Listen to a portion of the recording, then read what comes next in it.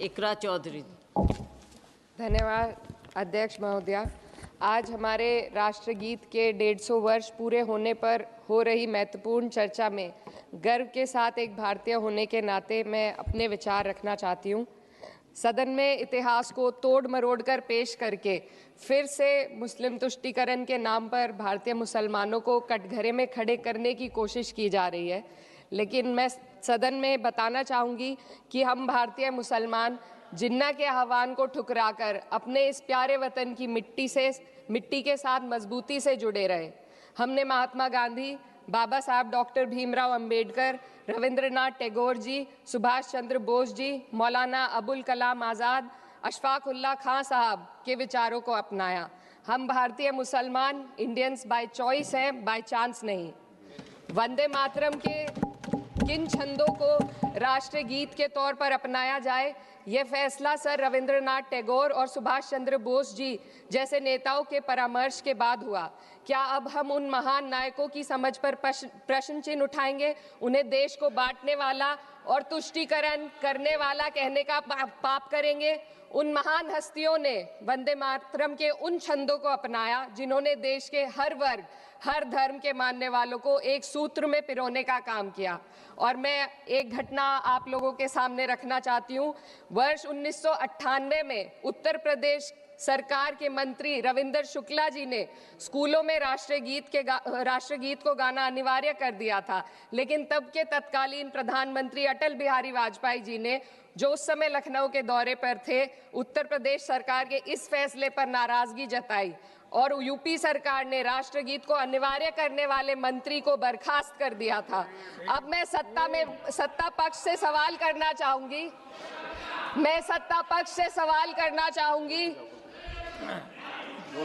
बोलने दीजिए। मैं सत्ता पक्ष से सवाल करना चाहूंगी कि जो विजन आजादी के समय के लोगों का था राष्ट्रगीत को स्वेच्छा पर छोड़ने का, उसी का अनुसरण माननीय अटल बिहारी वाजपेयी जी ने किया, तो क्या वे भी मुस्लिम तुष्टीकरण कर रहे थे? जी नहीं, अटल बिहारी वाजपेयी जी राजधर्म निभा रहे थे। देश में सब धर्मों को एक साथ लाना, सबके जज्बात का एहसास करना ही सबसे बड़ा राष्ट्रवाद है। माननीय अध्यक्ष महोदया, आज हमें वंदे मातरम के असली भाव को समझना जरूरी है। यह गीत तो देश के जल, जंगल, जमीन, हरियाली और निर्मल हवा की वंदना को समर्पित है। यह भारत की जन जन की मंगल कामना करता है कि भारत का हर नागरिक स्वस्थ रहे, सुरक्षित रहे और सम्मान के साथ जी सके। सुजलाम सुफलाम का अर्थ है, सुनिए, ऐसा देश जहां स्वच्छ और पर्याप्त जल हो, जहां नदियां जिंदा हो, बहती हो, जीवन देती हो। अध्यक्ष महोदय, लेकिन अब जरा यमुना का हाल देखिए। दिल्ली प्रदूषण नियंत्रण समिति की 2025 की रिपोर्ट बताती है कि यमुना के कई हिस्सों में बीओडी स्तर 127 mg पर लीटर है तक पहुंच चुका है, जबकि किसी जीवित नदी के लिए ये 3 mg पर लीटर से कम होना चाहिए। ये सिर्फ नदी का संकट नहीं है, ये किसान का संकट है। नमामि गंगे के नाम पर हजारों करोड़ रुपए खर्च हो गए, लेकिन सच्चाई ये है कि आज भी गंगा और यमुना के किनारे किसान मजबूरी में उसी जहरीली पानी से खेती कर रहा है। वही जहर अनाज में उतरता है और वही जहर किसान की जिंदगी को धीरे धीरे खत्म कर देता है। अध्यक्ष महोदय, जब पानी जहर हो जाएगा तो सुजलाम कैसे होगा? जब किसान बर्बाद होगा तो सुफलाम कैसे होगा? मलयज शीतलम, मलय का अर्थ है मलय पर्वत से बहने वाली ठंडी, सुगंधित, चंदन जैसी हवा जो जीवन देती है, बीमारी नहीं। आज मैं इस सदन से पूछना चाहती हूँ, क्या आज के भारत की हवा मलयज शीतलम है? नहीं अध्यक्ष जी, बस संसद से बाहर कदम रखिए, एक गहरी सांस लीजिए। ये चंदन की महक नहीं, ये जहर है जो आपके हमारे फेफड़ों में उतर रहा है।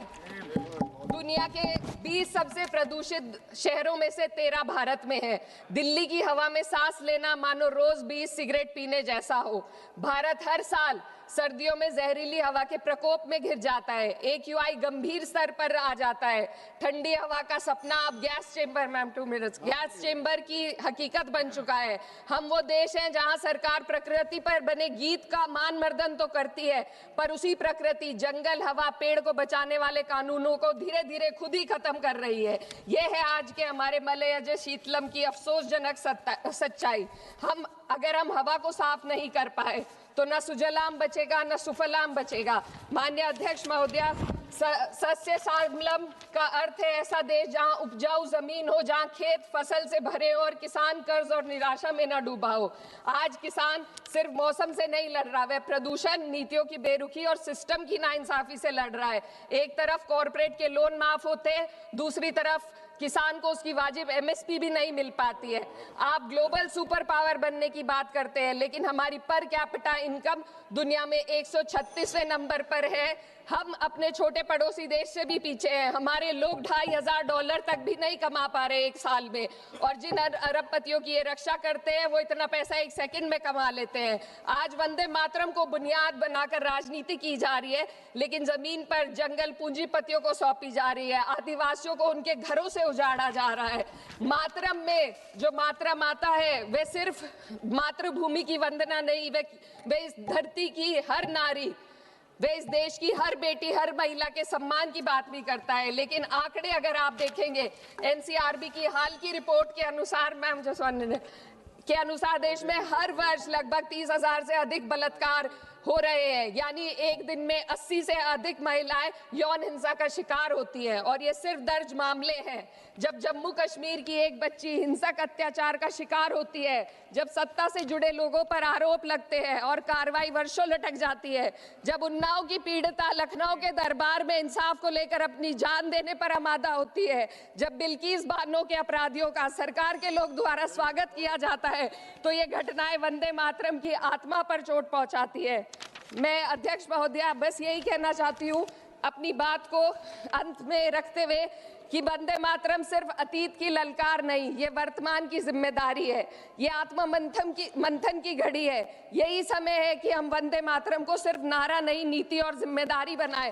और अपने जज्बात को मैं आलमा इकबाल साहब के तराना हिंद के साथ इस सदन में रखना चाहती हूँ कि सारे जहां से अच्छा हिंदुस्तान हमारा, हम बुलबुले हैं इसके, ये गुलसिता हमारा, मजहब नहीं सिखाता आपस में बैर रखना, हिंदी है हम, पता नहीं हिंदुस्तान हमारा।